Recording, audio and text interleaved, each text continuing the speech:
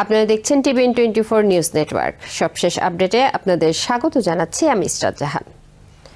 অবশেষে কিছুটা স্বস্তির খবর পেলেন আমেরিকার ভোক্তারা।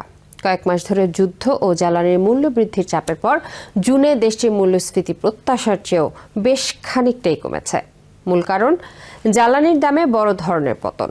তবে এই স্বস্তি কতদিন থাকবে তা নিয়ে ইতোমধ্যেই প্রশ্ন উঠেছে, কারণ আমেরিকা ও ইরানের মধ্যে যুদ্ধবিরতি ভেঙে যাওয়ায় আবারও অস্থির হয়ে উঠেছে বৈশ্বিক জ্বালানির বাজার। মঙ্গলবার প্রকাশিত লেবার ডিপার্টমেন্টের সর্বশেষ তথ্য অনুযায়ী 12 মাসের হিসাবে জুন মাসে দেশটির ভোক্তা মূল্যসূচক বা সিপিআই বেড়েছে 3.5%। মে মাসে এই হার ছিল 4.2%, যা প্রায় 3 বছরের মধ্যে সর্বোচ্চ পর্যায়ে পৌঁছেছিল। অন্যদিকে মাসভিত্তিক হিসেবে জুনে মূল্যস্ফীতি 0.4% কমেছে, যা 2020 সালের এপ্রিলের পর সবচেয়ে বড় মাসিক পতন। এই পরিবর্তনের পেছনে সবচেয়ে বড় ভূমিকা রেখেছে জ্বালানির দাম। জুনে গ্যাসের দাম প্রায় 10% কমে যায়। মূলত জুনের মাঝামাঝি আমেরিকা ও ইরানের মধ্যে সাময়িক যুদ্ধবিরতি সম্প্রসারণের পর আন্তর্জাতিক তেলের বাজারে স্থিতিশীলতা ফিরেছিল। তার প্রভাব সরাসরি পড়ে জ্বালানি খাতে, আর সেখান থেকে মূল্যস্ফীতিও উল্লেখযোগ্যভাবে কমে আসে। তবে অর্থনীতিবিদরা বলছেন, জুনের এই পরিসংখ্যান বর্তমান বাস্তবতাকে পুরোপুরি তুলে ধরে না, কারণ মাসের শেষ দিকে আমেরিকা ও ইরানের মধ্যে সংঘাত আবারও তীব্র হয়েছে। দুই দেশের পাল্টাপাল্টি হামলার জেরে আন্তর্জাতিক বাজারে তেলের দাম আবার বাড়তে শুরু করেছে। ফলে সামনের মাসগুলোতে ভোক্তাদের উপর নতুন করে মূল্যচাপ তৈরি হওয়ার আশঙ্কা রয়েছে। শুধু পেট্রোল নয়, জুনে সামগ্রিক জ্বালানি খাতেও বড় ধরনের মূল্যহ্রাস দেখা গেছে। এক মাসে জ্বালানির দাম কমেছে 5.7%, যা 2020 সালের এপ্রিলের পর সবচেয়ে বড় পতন।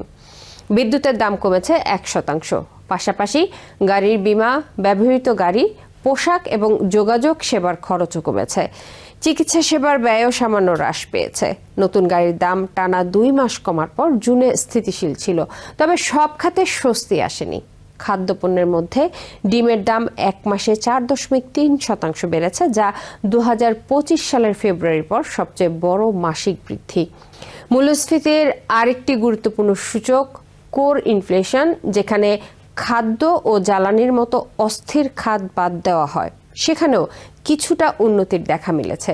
জুনে কোর মূল্যস্ফীতি নেমে এসেছে 2.6%, যা মে মাসে ছিল 2.9%।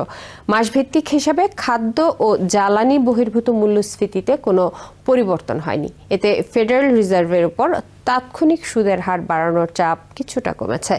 যদিও ফেডের নীতি নির্ধারকদের একাংশ এখনো মনে করছেন, মূল্যস্ফীতি পুরোপুরি নিয়ন্ত্রণে না আসা পর্যন্ত সতর্ক অবস্থান বজায় রাখতে হবে। ফেড চেয়ারম্যান কেভিন ওয়ার্শ কংগ্রেসে বক্তব্য দেওয়ার আগে জানিয়েছেন, দীর্ঘ সময় ধরে উচ্চ মূল্যস্ফীতি মেনে নেওয়ার কোনো সুযোগ নেই।